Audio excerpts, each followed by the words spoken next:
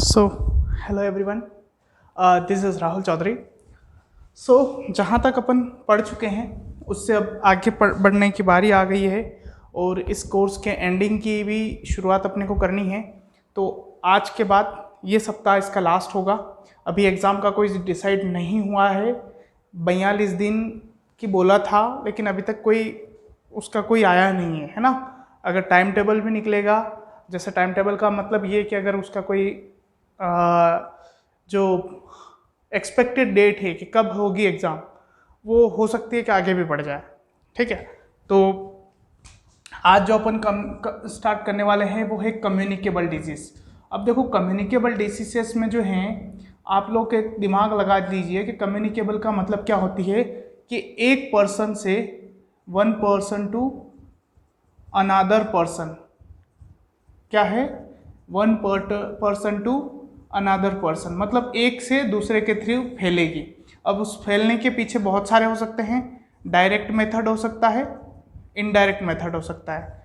Indirect का मतलब कि वो पेशेंट उसके कांटेक्ट, जैसे मैं आपके डायरेक्ट कांटेक्ट में नहीं आया, लेकिन इनडायरेक्ट में क्या हुआ कि कोई भी मक्खी वगैरह है वो क्या है, वो उसकी वजह से जो क्या हुआ है कि मेरे को फैला है। That is called vector borne, है ना, इसके थ्रू, वेक्टर के थ्रू। और ये direct personal contact with personal contact, मतलब अगर आप डायरेक्ट पेशेंट के कॉन्टैक्ट में आते हो और अगर आपको हो जाता है तो डायरेक्ट और इनडायरेक्ट हो सकता है। ठीक है, कम्युनिकेबल डिजीज़ में जो अपन पढ़ने वाले हैं उसमें देखना, सबसे पहले तो उसका कोजेस बहुत इंपॉर्टेंट रहता है। किसी भी डिजीज़ का कोज लेंगे, पहले तो डिजीज़ का नाम आएगा, ठीक है, उसके बाद उसका कोज आएगा, उसका इंक्यूबेशन पीरियड आएगा। इस कोज में रिलेटेड क्वेश्चंस आएंगे, रिलेटेड क्वेश्चंस और डेफिनेटिव क्वेश्चंस, है ना, रिलेटेड क्वेश्चन और डेफिनेटिव क्वेश्चन। डेफिनेटिव क्वेश्चंस का मतलब ये होता है कि वो क्वेश्चंस जो कि क्या है, फिक्स है कि आना ही है। दैट मीन्स कि अगर आप कॉजेटिव एजेंट पूछोगे तो ये कॉजेटिव एजेंट इसका फिक्स होता है। रिलेटेड क्वेश्चंस रिलेटेड टू फैलता कैसे है, या फिर ये जो कोज पढ़ा है आपने, ये कोज के थ्रू डिजीज होती है या सोर्स के थ्रू होती है। सोर्स और केस, दो चीज़ें और याद समझ लेना आप, सोर्स और केस। केस से मतलब आपको डायरेक्ट केस के कांटेक्ट में आओगे तो ही होगी, और सोर्स का मतलब ये है कि it may be of type of source. That means इसको आप सोर्स को, एक तो केस होता है, ये सोर्स पूछ रहा है ना, सोर्स एक तो ये केस है, और एक और होता है कैरियर। क्या होता है कैरियर?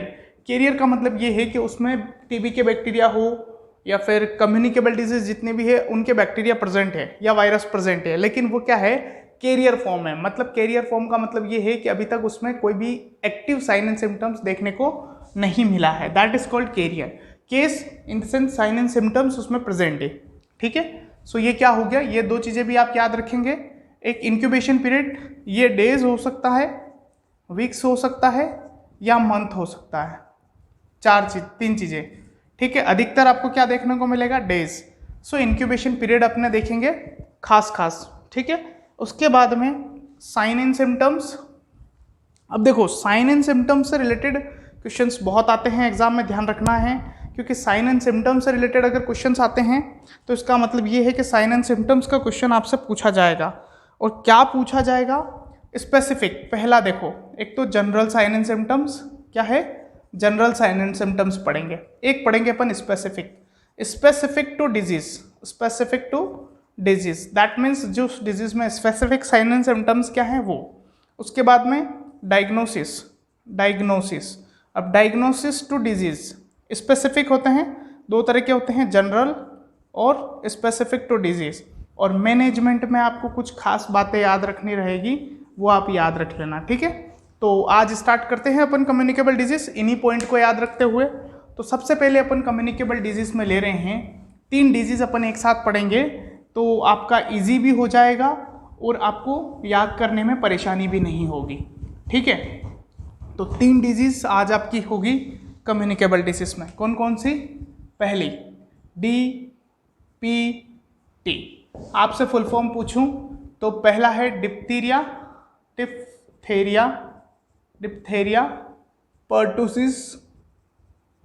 पर्टुसिस और टिटेनस। ठीक है, 3 डिजीज है। अब देखते हैं इसमें से आज कितनी कवर होती है। वैसे तो चांसेस है कि ये 2 कवर हो जाएगी, लेकिन हो सकता है कि ये भी कवर कर लें अपन। ठीक है, तो स्टार्ट करते हैं बिना किसी देर के। और सबसे पहले अपन क्या पढ़ेंगे, डिप्थीरिया, फिर पर्टूसिस, फिर टिटनस पढ़ेंगे। ठीक है, तो याद कर लेते हैं। आ जाइए फटाफट अपने पोर्शन। पहला पोर्शन क्या रहेगा, डिप्थीरिया। डिप्थीरिया, ठीक है। What do you mean by diphtheria? Diphtheria क्या होता है? डिप्थीरिया क्या होता है? तो आप लोग अगर लिखना चाहो तो सरल भाषा में इसको अपन लिखें, इसकी डेफिनेशन तो ये होती है, it is a bacterial infection that affect the nose and the throat. क्या है? नोज एंड थ्रोट है ना। ठीक है, तो किस किस को अफेक्ट करती है? नोज को और आपके जो है थ्रोट को अफेक्ट करती है। ये थ्रोट है ना, समझ गए आप लोग? थ्रोट मतलब नोज और थ्रोट को अफेक्ट करती है कौन? एक बैक्टीरियल डिजीज। ये तो इसकी क्या हो गई, इंट्रो वाली बात, मतलब एक बैक्टीरियल डिजीज है। डिप्थीरिया कौन सा डिजीज है? बैक्टीरियल डिजीज है, ध्यान रखें। कोज की बात करते हैं। कोज क्या है? तो इसका जो बैक्टीरिया है वो है कॉर्नी बैक्टीरियम। क्या याद रखोगे? Corny bacterium, corny bacterium diphtheria. क्या डिप्थीरिया है ना, कॉर्नी बैक्टीरियम डिप्थीरिया। ये इसका क्या है? Causative agent. क्या नाम है इसका? याद रखते जाएं, कॉर्नी बैक्टीरियम डिप्थीरिया। ठीक है, ये जो बैक्टीरिया है इसकी भी कुछ खासियत है। अब देखो खासियत क्या क्या होती है। पहली बात, ये इसकी जो खासियत है वो खासियत क्या क्या है? एक तो ये क्या होता है, नॉन मोटाइल होता है। ये भी याद रखना है आपको, है ना, ये नॉन मोटाइल होता है। एक होता है फैकल्टेटिव एरोबिक। क्या है बोला मैंने? फैकल्टेटिव एरोबिक या एनारोबिक, आप लोग बता दो। एरोबिक, अगर आपको किसी को नहीं पता है कि एरोबिक क्या होता है या एनारोबिक क्या होता है तो मैं बता देता हूँ। एरोबिक, वैसे स्पेलिंग पे नहीं जाएंगे आप, एनएरोबिक। ठीक है, एरोबिक का मतलब होता है एयर से जिंदा रहे। किससे? हवा से। और एनएरोबिक का मतलब होता है बिना हवा के, तो विथआउट एयर, है ना। सिंपल भाषा में याद रखें। तो ये जो होता है एनएरोबिक होता है। कैसा होता है? एनएरोबिक। तो एक फैकल्टेटिव एनारोबिक बैक्टीरिया होता है। 2 बातें इसके बारे में भी याद रखें, कॉर्नी बैक्टीरियम डिप्थीरिया के बाद में। ठीक है, उसके बाद में, ठीक है, एक ये बात हो गई। एक बात और इसकी जान लीजिए कि जो इसका जो most common mode of transmission है, मोड ऑफ ट्रांसमिशन से भी क्वेश्चन आएंगे, है ना। उसमें एक टॉपिक और अपना रहता है। ये तो क्वेश्चन हो गया इसका। ठीक है, एक आता है मोड ऑफ ट्रांसमिशन। क्या आता है? Mode of transmission, MOT. ए मोटी नहीं, that is mode of transmission. Mode of transmission का मतलब ये होता है कि वो कौन से जरिए के थ्रू फैलता है। तो ये मैंने आपको बोल ही दिया। तो ये जो है ड्रॉपलेट, स्पेशली देखो नोज की डिजीज है और थ्रोट की डिजीज है। दैट मीन्स किससे फैलेगा? ड्रॉपलेट। क्यों? क्योंकि छींकते खांसते अपन मुंह नाक से ही है, तो दैट मीन्स ड्रॉपलेट से ही फैलेगा। ठीक है, मोस्ट कॉमन रूट इसका यही है। उसके बाद में ध्यान रखें, इसका जो मतलब जो सोर्स है, मैंने आपको एक चीज और बताई थी कि सोर्स ऑफ इन्फेक्शन। क्या बोला मैंने? सोर्स ऑफ इन्फेक्शन क्या क्या है? केस और कैरियर। 2 बताए, केस और कैरियर। तो इसकी जो ये जो डिजीज है ये ओनली एंड ओनली होगी किसकी वजह से? किसकी वजह से होगी? इन दोनों में से केस की वजह से होगी या कैरियर की वजह से होगी? तो केस की वजह से नहीं होगी, केस की वजह से नहीं होगी। अब इसका क्या मतलब है? क्योंकि केस का मतलब ये होता है, केसेस और कैरियर 2 चीजें हैं। ठीक है, लेकिन केस का मतलब तो ये होता है कि जैसे मेरे को डिजीज है और अगर मैं किसी के सामने डायरेक्ट ड्रॉपलेट में गया तो वो तो होना ही है, लेकिन डिपेंड करेगा आपकी इम्यूनिटी के ऊपर। किसके ऊपर? आपकी इम्यूनिटी के ऊपर। So carrier is most important. 95% chances किसके थ्रू होते हैं? कैरियर के। कैरियर का मतलब ये होता है कि चलता फिरता आदमी जिसको डिजीज के सिम्टम्स नहीं हैं, लेकिन वो क्या है, एक कॉर्निबैक्टीरियम डिप्थीरिया से ग्रसित व्यक्ति है और वो एक दूसरे को फैला रहा है। केस वाले को तो अपन क्या कर लेते हैं, डिटेक्ट कर लेते हैं और उसके इंजेक्शन कर लेते हैं, इम्यूनाइजेशन कर देते हैं, तो वो बंदा तो क्या रहेगा, दूरी बना के रखेगा केस वाला। लेकिन कैरियर वाला जो बंदा है वो आपसे, उसको नहीं पता कि उसको डिजीज है, तो बताओ उसको अगर नहीं पता होगा कि उसको डिजीज है तो क्या वो बचा पाएगा आपको? नहीं बचा पाएगा। टीबी वाले में भी यही कंडीशन है। टीबी वाले में भी केस वाला कम चांसेस है, लेकिन कैरियर वाला आपको ज्यादा फैला सकता है। ठीक है, सेम कंडीशन एनारोबिक बैक्टीरिया होता है, ड्रॉपलेट है। उसके बाद देखिए इसका जो इंक्यूबेशन पीरियड है, इसका जो आईपी है इंक्यूबेशन पीरियड, वो होता है 2 से 6 डेज। कितने दिन? जब आपको इन्फेक्शन हुआ उसके 2 से 6 दिन में आपको क्या है, साइन एंड सिम्टम्स आ जाएगा। इंक्यूबेशन इसका मतलब ये होता है कि आप जब किसी पेशेंट के कांटेक्ट में आते हैं, आते ही आप लोगों को क्या हो जाता है, सिम्टम शो करने लग जाता है। इसका मतलब ये नहीं कि आज ही आपको हो गया, नहीं, आप इससे भी पहले किसी के कांटेक्ट में आ चुके हैं। और कितने दिन पहले? 2 से 4 दिन पहले। ठीक है, 2 से 6 दिन पहले आप उस पेशेंट के कांटेक्ट में आ चुके थे इसी वजह से। ठीक है, तो ये आपकी हो गई इंट्रोडक्शन वाली बातें। मतलब इंट्रोडक्शन का मतलब ये हो गया, इंट्रोड हो गया, कॉजेस हो गया, मोड ऑफ ट्रांसमिशन हो गया, इंक्यूबेशन पीरियड हो गया। अब बात आती है आपकी किसकी, फटाफट लिखते जाएं साथ साथ में। ठीक है, उसके बाद आ जाओ आप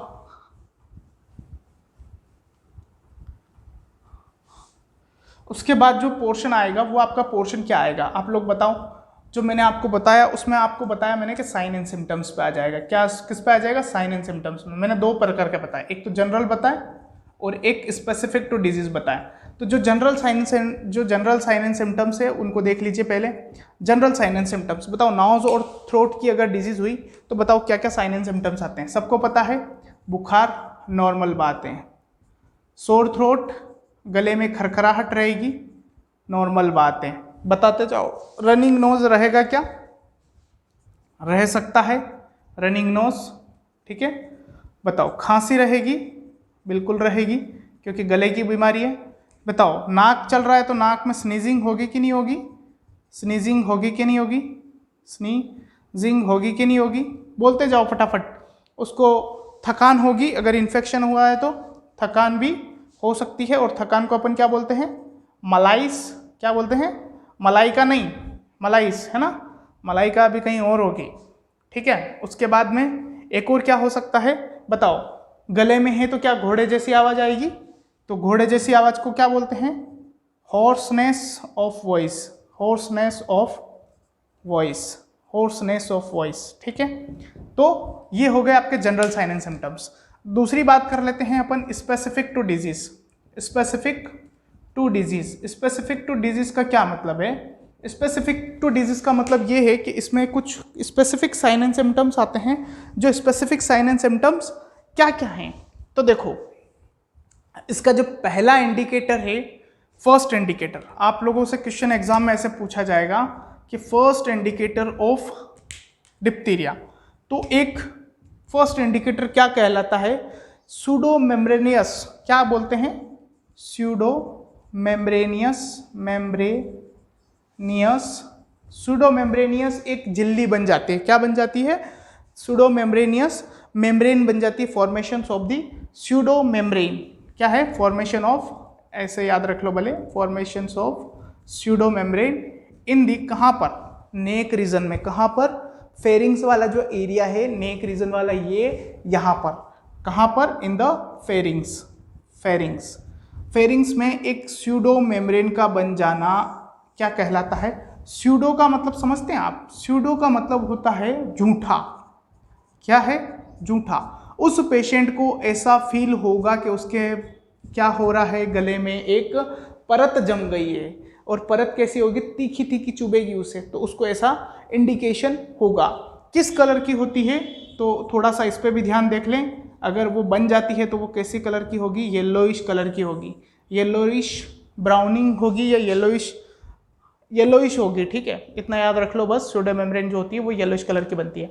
पहली बात तो ये हो गई पहला सिम्टम्स। दूसरा सिम्टम्स देखो, इसका जो क्लिनिकल इंडिकेटर है, मतलब सेकेंड क्लिनिकल इंडिकेटर जो होता है, एक इसमें ध्यान रखना, सांड जैसी गर्दन हो जाती है। सांड जैसी गर्दन, सांड जैसी गर्दन का मतलब ये कि सांड एक तो मोटा होता है और उसका जो ऊपर का जो कुबड़ होता है वो बहुत बड़ा होता है, तो उसको क्या बोलते हैं अपन, सांड जैसी गर्दन। तो उसको बोलते हैं बुल नेक अपीरियंस। क्या बोलते हैं, बुल नेक अपीरियंस, बुल नेक अपीरियंस। समझ रहे हो आप लोग, समझते जाना। बुल नेक अपीरियंस जो होती है वो क्या कहलाती है, क्या कहलाती है, वो कहलाती है सूडो बुल नेक अपीरियंस, मतलब सांड जैसी गर्दन। और एक स्पेसिफिक है स्यूडो मेम्ब्रेन का बनना, और स्यूडो मेम्ब्रेन किस कलर की होती है, येलोविश कलर की होती है। और इसको हटाना बहुत ही, अगर आप जैसे अगर आप इसे हटाओगे तो जैसे शुरुआती समय में तो ये हट जाएगी, लेकिन जैसे ही कंडीशन आगे बढ़ती जाएगी तो हो सकता है कि उसको हटाना आपके लिए पॉसिबल नहीं हो। क्यों, क्योंकि वो क्या हो जाती है, फिर दर्द करने लग जाती है। तो लेटर कंडीशन में तो ये दर्द करती है, लेकिन शुरुआती समय में आप इसे क्या कर सकते हैं, हटा सकते हैं। तो ये दो सिम्टम्स इसके स्पेसिफिक टू डिजीज है, याद रख लोगे, याद रख लोगे क्या, ठीक है।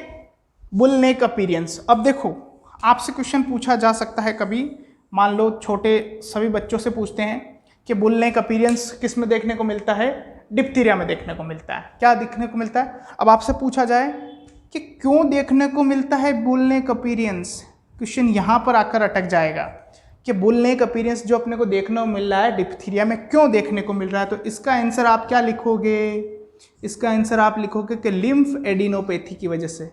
क्या लिखोगे, लिम्फ एडिनोपैथी की वजह से।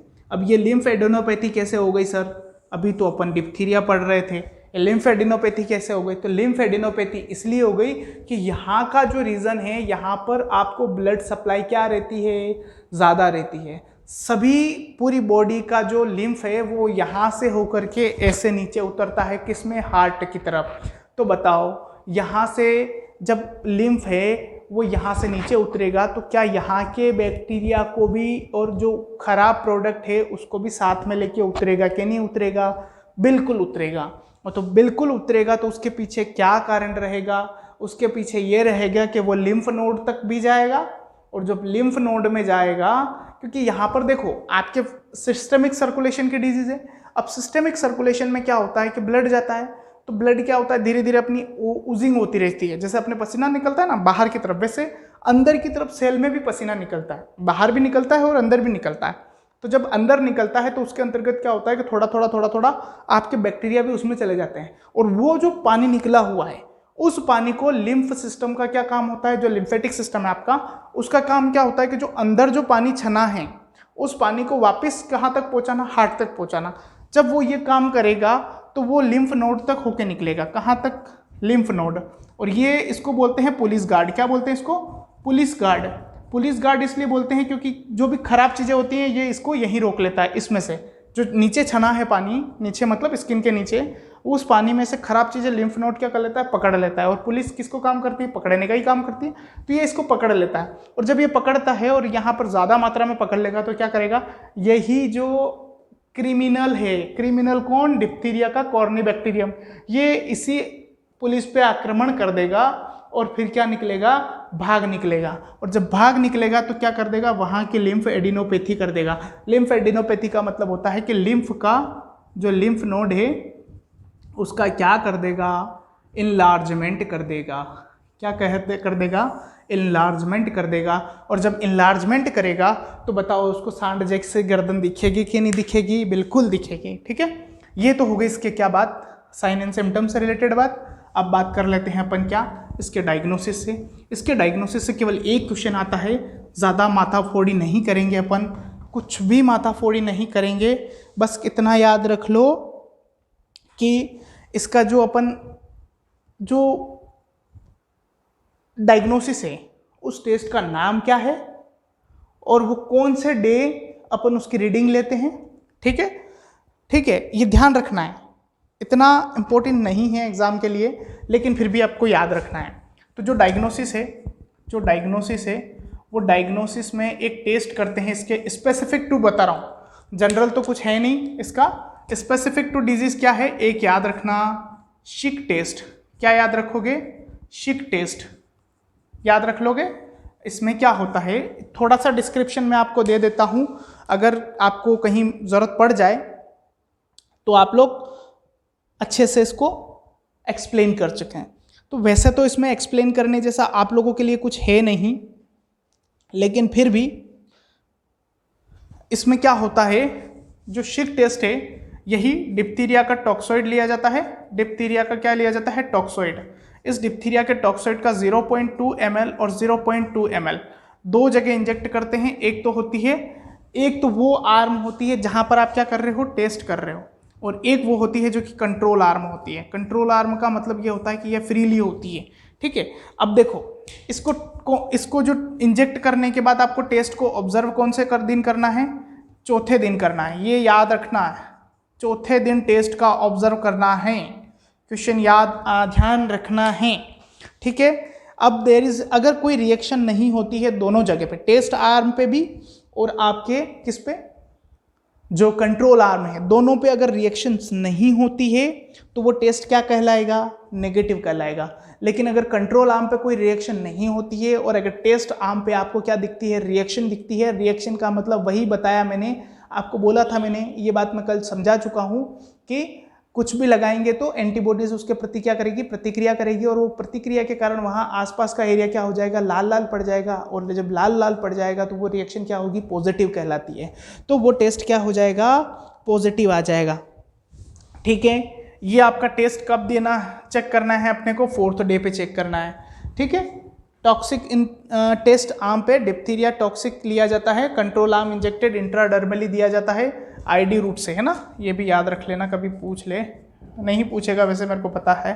आईडी रूट से दिया जाता है। शिक टेस्ट किसके लिए किया जाता है? डिप्थीरिया के लिए किया जाता है। डिक टेस्ट अलग है, शिक अलग है, देखना, डिक अलग है, शिक अलग है। ये कहाँ आता है ये मैं आपको बता दूंगा जब इसकी बारी आएगी।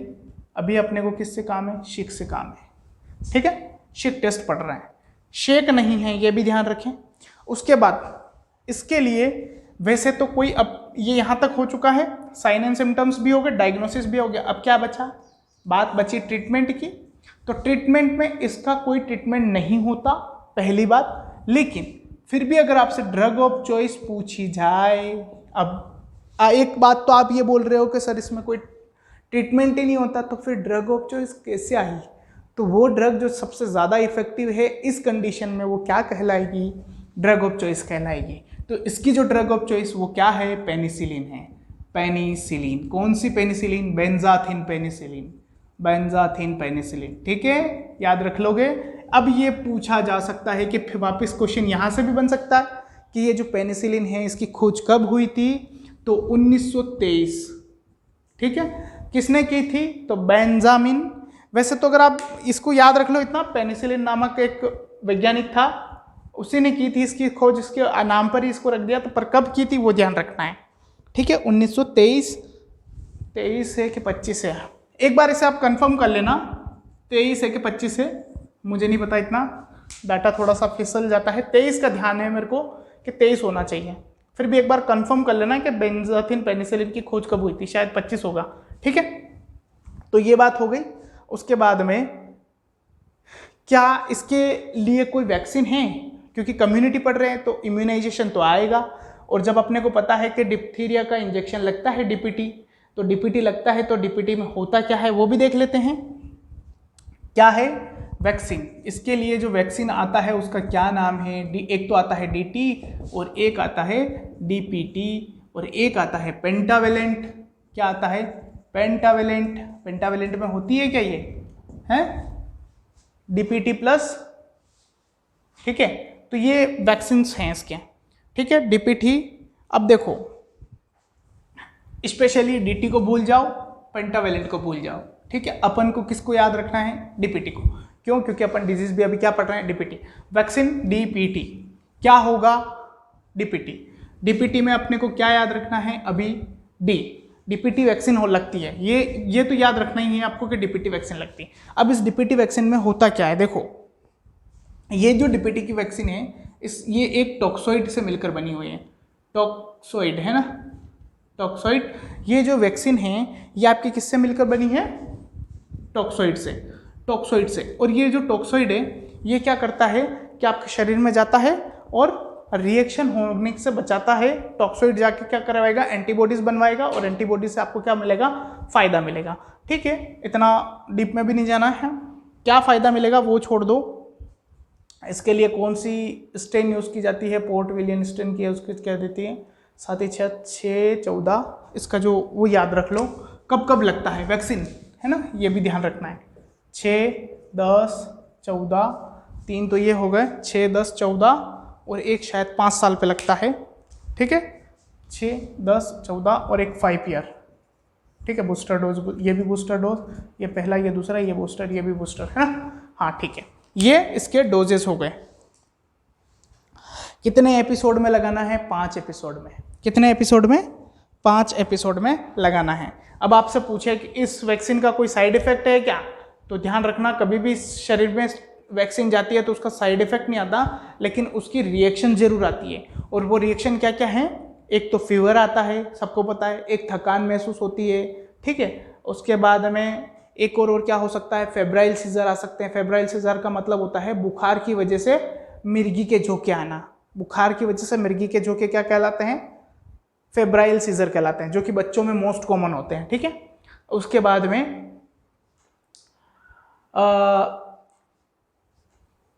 और कुछ इससे रिलेटेड नहीं बचता। दैट मीन्स आपका क्या है, डिप्थीरिया यहाँ पर कवर हो जाता है। तो रिलेटेड टू डिप्थीरिया सारे कंप्लीट आपके हो चुके हैं। ठीक है, ये आपका डिप्थीरिया कंप्लीट हो चुका है। 2 मिनट पानी का ब्रेक ले लीजिए, फिर उसके बाद अपन आगे पढ़ते हैं। अब इसके बाद क्या पढ़ेंगे, पर्टूसिस। क्या पढ़ेंगे, पर्टूसिस। और पर्टूसिस में आप क्या देखेंगे, पर्टूसिस में आप देखेंगे कि पर्टूसिस क्या होती है, पर्टूसिस का दूसरा नाम क्या है, तीसरा नाम क्या है, चौथा नाम क्या है, सब कुछ इसके जितने भी नाम हैं उसको भी अपन क्लियर करेंगे। और साथ ही साथ देखेंगे कि पर्टूसिस के साइन एंड सिम्टम्स क्या होते हैं, सब कुछ अपन क्लियर करेंगे। ठीक है, 2 मिनट।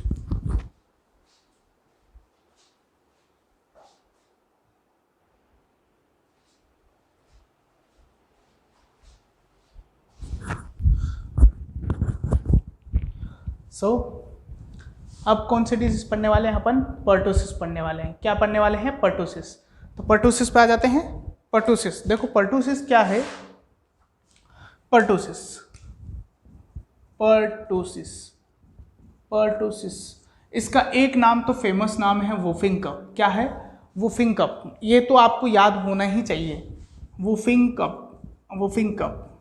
ठीक है, वुफिंग कप, वुफिंग का मतलब होता है, वुफिंग कप मतलब वुफ, वुफ साउंड आप सर्च करें एक बार कि वुफ साउंड होता कैसा, वुप वुप, है ना, तो वुपिंग साउंड होता है। उसके बाद में एक इसका एक नाम और दिया जाता है 100 डेज डिजीज। अब ये इसके पीछे क्या कारण है ना, आप लोग अपन सभी देखेंगे एक एक चीजें, इसको क्यों बोलते हैं, इसको क्यों बोलते हैं, इसको क्यों बोलते हैं। सबसे पहले अपन क्या पढ़ेंगे, व्हाट इज पर्टूसिस। पर्टूसिस क्या है, तो पर्टूसिस एक तरह का रेस्पिरेटरी क्या है, इन्फेक्शन है। क्या है, रेस्पिरेटरी इन्फेक्शन है, जो किसकी वजह से होता है, जो एक बैक्टीरिया की वजह से होता है, जो कि एक बैक्टीरिया की वजह से होता है। ये क्या हो गया, इसका इंट्रो हो गया। उसके बाद अपन क्या पढ़ेंगे, कोज पढ़ेंगे। तो इसका जो कोजेटिव एजेंट है वो कोजेटिव एजेंट कहलाता है बोर्डिटेला पर्टूसिस।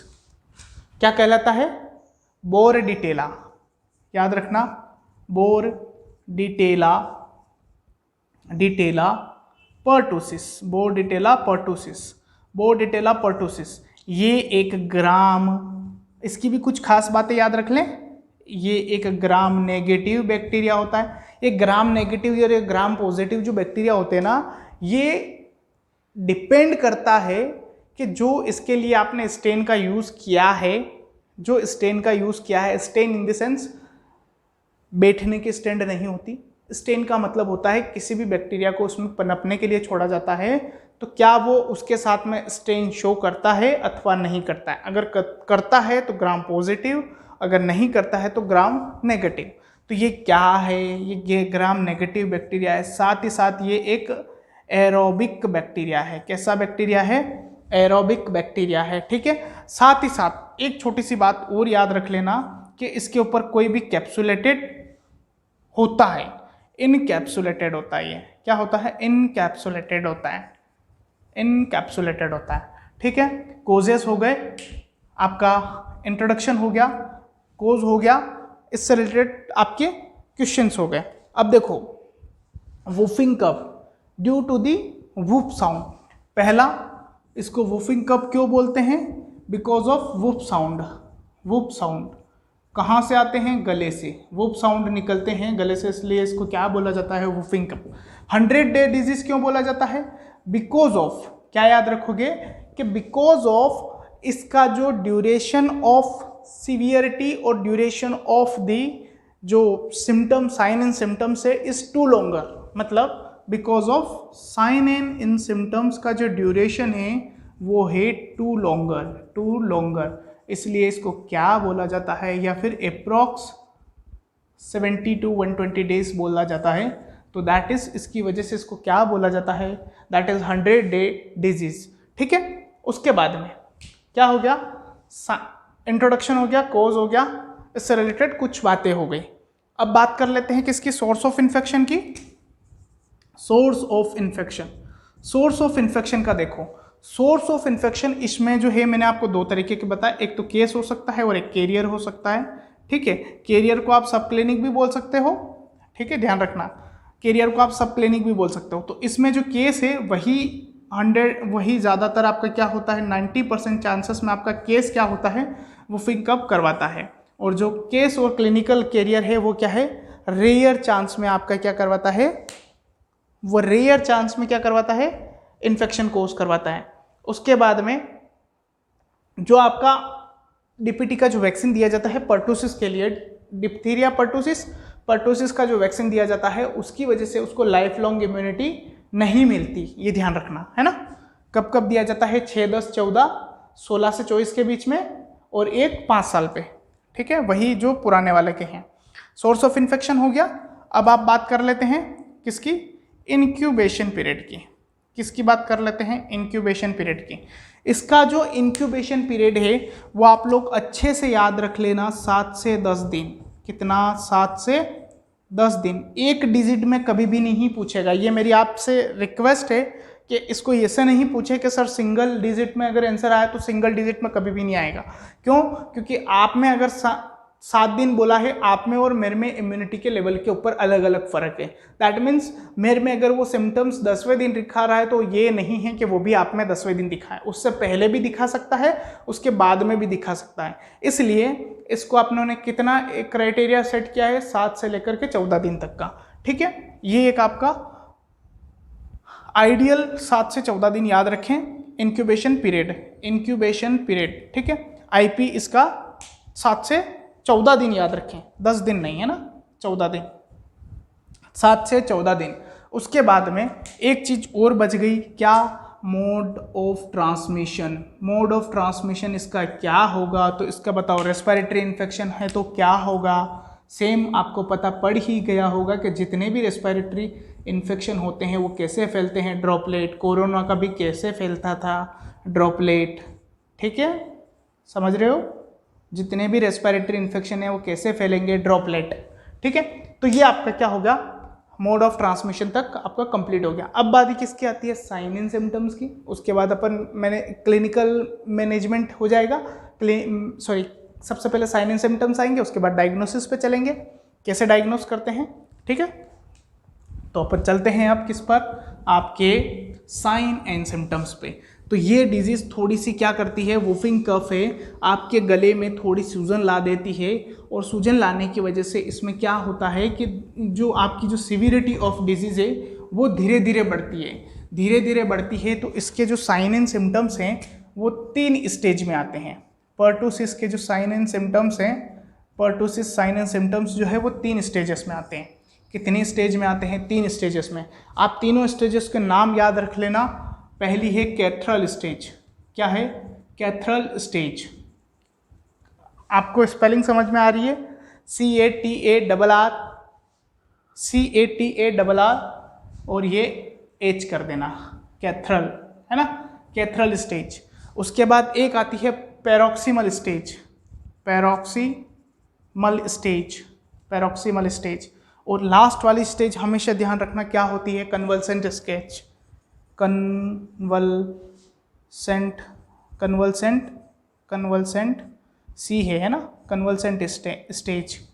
देखो कैथरल स्टेज ये होती है just like a common cold, common cold की तरह दिखने वाली कौन सी stage, catarrhal stage. Common cold का मतलब आप लोगों को पता पड़ ही गया होगा, रनिंग नॉइस, रनिंग जो आपका नोज है वो बहेगा, स्नीजिंग होगी आपको, ठीक है, आपको कफिंग आएगी, आपको गले में दर्द होगा, ऐसे सिम्टम्स, आपको फीवर आएगा।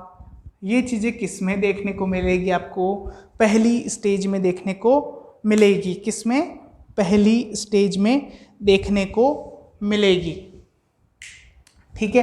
एक और आप भले लिख सकते हो नाइट स्वेटिंग। क्या है, नाइट स्वेटिंग। क्यों, क्योंकि हमेशा ध्यान रखना टेम्परेचर बढ़ता है तो उसकी वजह से फीवर आता है, तो आपको क्या होता है, नाइट स्वेटिंग के चांसेस बढ़ जाते हैं।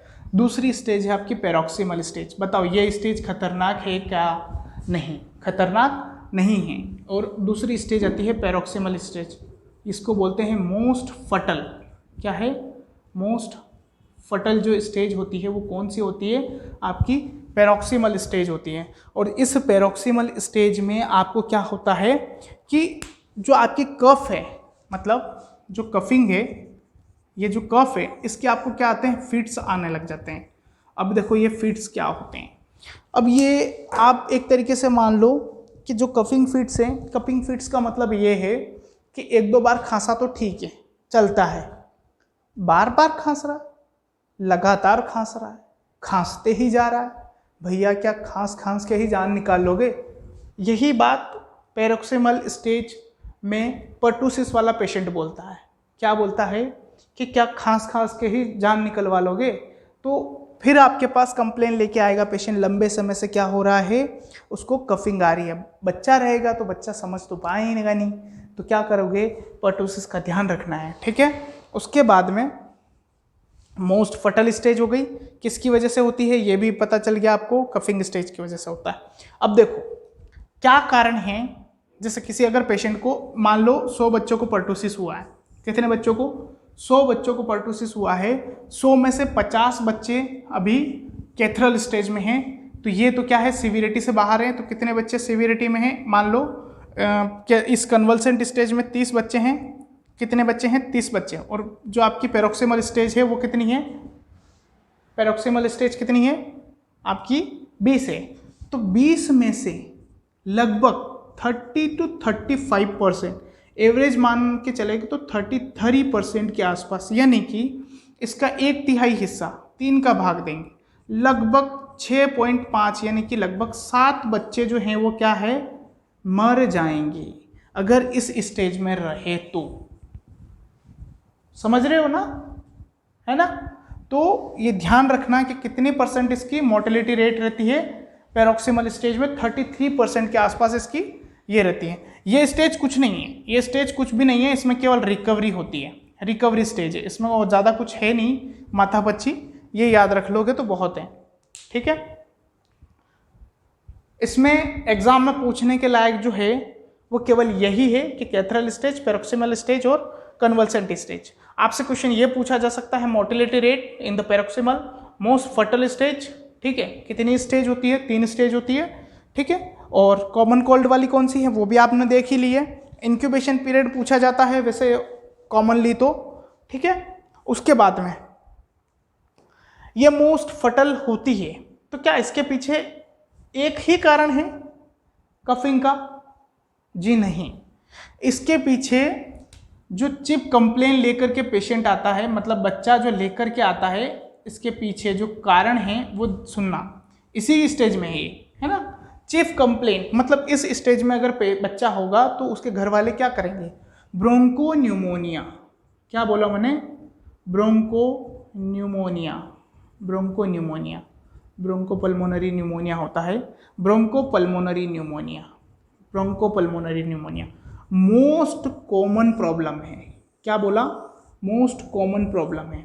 और बच्चों में जब न्यूमोनिया होता है तो वो कवर कर पाना बहुत मुश्किल हो जाता है, इसलिए ब्रोंको न्यूमोनिया जो है, ब्रोंको पल्मोनरी जो न्यूमोनिया है, ये मोस्ट कॉमन कोज होता है डेथ का in case of paroxysmal stage, that is broncho pneumonia. तो इसका मतलब अगर आपसे ये क्वेश्चन पूछा जाए कि most common complications of pertussis, क्या पूछा जाए, most common complications of pertussis, तो that is broncho pulmonary pneumonia.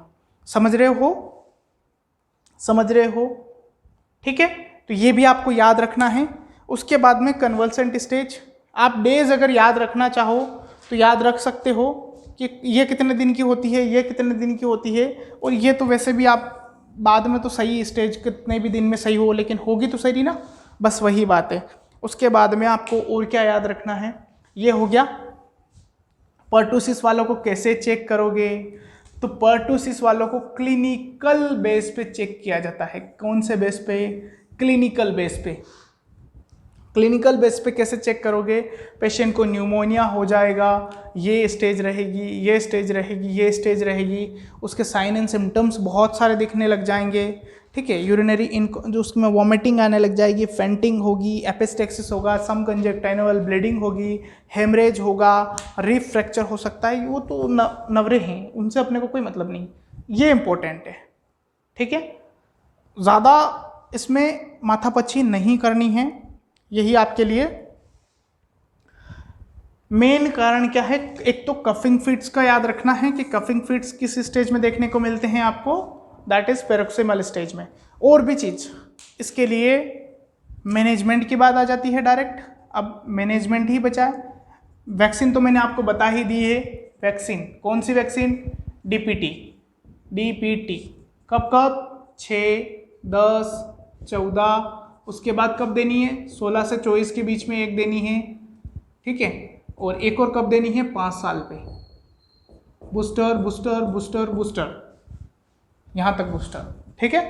तो ये 5 डोज है वैक्सीन के, सेम उसमें भी 5 ही है ना, आप लोग याद रखना। 5 कब कब है, 6, 10, 14, 16 से 24 और 5 साल पे। ये क्या है, मंथ है, मंथ, बच्चे का जो एज ग्रुप है उसके हिसाब से ये भी मंथ ही है ना। तो ये 5 डोज लगते हैं। सेम साइड इफेक्ट क्या है, सेम रहेंगे।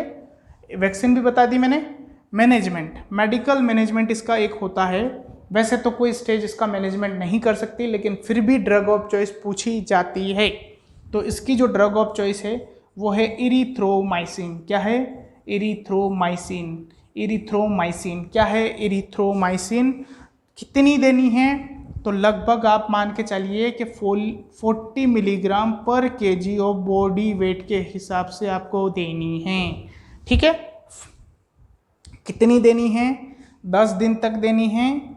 और कितने टाइम तक देनी है, तो QID देनी है, मतलब दिन में 3 बार। क्वार्टरली के TDS, अगर TDS होता तो ट्राइस इन अ डे, समझ रहे हो। क्वार्टरली, क्वार्टरली मतलब दिन में 4 बार, ठीक है। वैक्सीन हो गया, ये भी हो गया।